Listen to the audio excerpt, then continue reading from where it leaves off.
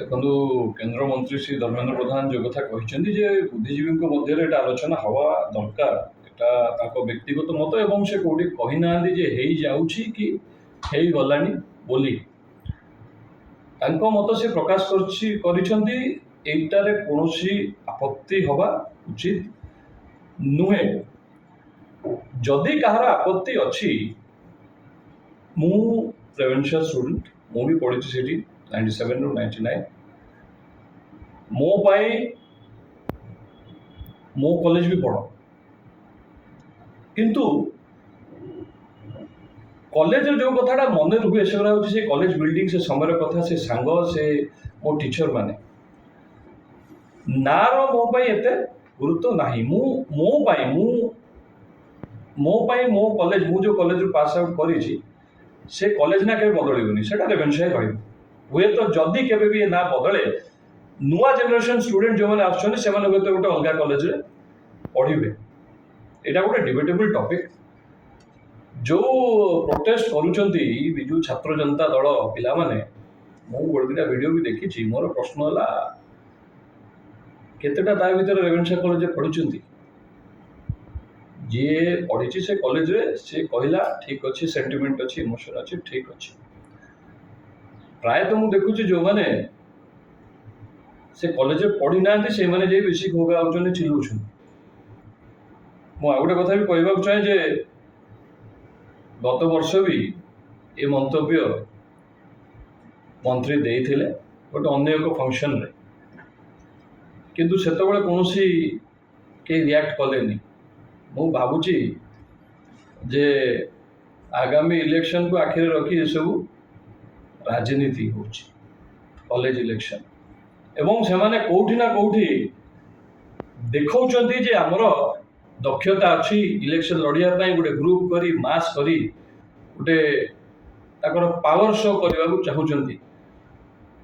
କିଛି ନାହିଁ, ସାନ ପିଲାମାନେ କରନ୍ତୁ, କିନ୍ତୁ ମୋର ତାଙ୍କୁ ଗୋଟେ ଅନୁରୋଧ ଯେ ଆପଣଙ୍କ ପାଖରେ ଦକ୍ଷତା ଅଛି, ପାୱାର ଶୋ କରିପାରୁଛନ୍ତି, ଗ୍ରୁପ କରିକି ଭୋଗା କରିପାରୁଛନ୍ତି।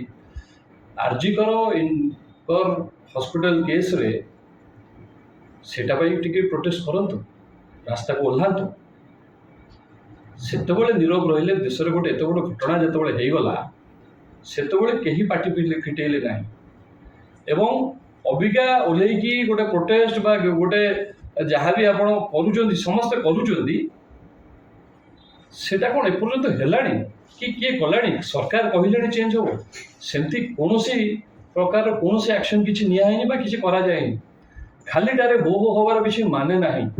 ମୁଁ ଭାବୁଛି ଖାଲିଟାରେ ଯିଏ ହୋ ହୋ ହେଉଛି ସେ କେବଳ ସେ କଲେଜରେ ବସି ରାଜନୀତି କରୁଛନ୍ତି ଏବଂ ଆଗାମୀ ଦିନରେ ଯଦି କଲେଜ ଇଲେକ୍ସନ ହେବ ବୋଲି ତାକୁ ଆଶା କରିକି ତାର ପ୍ରସ୍ତୁତି ସେ ଏଇ ମାଧ୍ୟମରେ କରୁଛନ୍ତି। ଏଇଟା କେବଳ ଗୋଟେ ରାଜନୈତିକ ମୁଦ୍ଦା ବନାଉଛନ୍ତି, ନହେଲେ ସେ ମ୍ୟାଟରରେ ସେମିତି କିଛି ନାହିଁ। ଭାଇ ଆଉ ଗୋଟେ କଥା, ଯେତେବେଳେ ସେମାନେ ପ୍ରଶଂସା ମଧ୍ୟ ମିଳୁନି, ଏବଂ ଗୋଟିଏ କଥା ଏବେ ବି ବାରମ୍ବାର ସେ ଗୋଟେ କଥା ଆସୁଛି ଯେ ବୌଦ୍ଧିକ ସ୍ଥିତିରେ ଯେଉଁମାନେ ବୁଦ୍ଧିଜୀବୀ ଅଛନ୍ତି ବା ଯେଉଁମାନେ ଶିକ୍ଷାବିତ୍ ବା ଅନେକ ଯେଉଁମାନେ ଅଛନ୍ତି ବୁଦ୍ଧିଜୀବୀ କାଟେଗୋରୀ ଲୋକମାନେ, ସେମାନେ କେବଳ ବିତର୍କ ଆଲୋଚନା କରନ୍ତୁ, କି ଏମାନେ ବିତର୍କ ଆଲୋଚନା ନ ଆସିକି ଏପରି ଭାବରେ ରାଜରାସ୍ତାକୁ ଓହ୍ଲାଇବା, ପୁତଳିକା ଦାହ କରିବା, ରେଭେନ୍ସା ଛାତ୍ରଛାତ୍ରୀମାନଙ୍କୁ ଉସ୍କେଇବା, ଏଇଟା ଭାଇ କ'ଣ ସଂକେତ ଦଉଛି?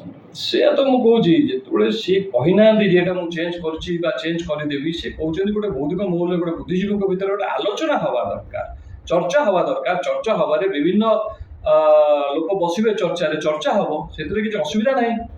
କିନ୍ତୁ ଚର୍ଚ୍ଚା ହେବାର ଅସୁବିଧା କ'ଣ ହେଉଛି? କୋଉଠି କିଏ ଚେଞ୍ଜ କରିଦେଉଛି ନା ଚେଞ୍ଜ କଲାଣି? କିଏ ଚାହିଁଲେ ବି ହଠାତ୍ କିନା ଚେଞ୍ଜ କରିଦେଇ ପାରିବ କି? ଆଉ ପର୍ଟିକୁଲାରଲି ରେଭେନ୍ସାରେ ଯେଉଁମାନେ ପଢ଼ିଛନ୍ତି ସେମାନେ ଯଦି ଏ ମ୍ୟାଟରରେ ବସନ୍ତି ବା କୁହନ୍ତି, ସେଟା ବି ମୁଁ ମାନୁଛି। ଯେଉଁମାନେ ପାଠ ପଢ଼ିନାହାନ୍ତି ସେ କଲେଜରେ ସେ ରାଜନୀତି କରୁଛନ୍ତି। ତେଣୁ ଏଇଟା କେବଳ ଆଶା କରୁଛନ୍ତି ଯେ ଆଗାମୀ ଦିନରେ ଯଦି କଲେଜ ଇଲେକ୍ସନ ହୁଏ ଆମେ ଏଟାକୁ ମୁଦ୍ଦା ବନେଇବୁ, ଆଉ ତାଙ୍କର କୌଣସି ଉଦ୍ଦେଶ୍ୟ ନାହିଁ। ମୁଁ ଅନୁରୋଧ କରିବି, ଯଦି ଆପଣମାନଙ୍କର ଏତେ ଦକ୍ଷତା ଅଛି, ଏତେ ପ୍ରୋଟେଷ୍ଟ ଆପଣ କରିପାରନ୍ତି, କାଇଣ୍ଡଲି ଥରେ ରାସ୍ତାକୁ ଓହ୍ଲାନ୍ତୁ। ଆର୍ଜିକର ହସ୍ପିଟାଲରେ ଯେଉଁ ଇନସିଡେଣ୍ଟ ହେଇଛି, ସେ ପୀଡ଼ିତା ଏବଂ ତାଙ୍କ ପରିବାର ତାଙ୍କ ପ୍ରତି ଥରେ ତାଙ୍କ ପାଇଁ ଛିଡ଼ା ହୁଅନ୍ତୁ ଏବଂ ସେଇ ପ୍ରୋଟେଷ୍ଟରେ ସାମିଲ ହୁଅନ୍ତୁ।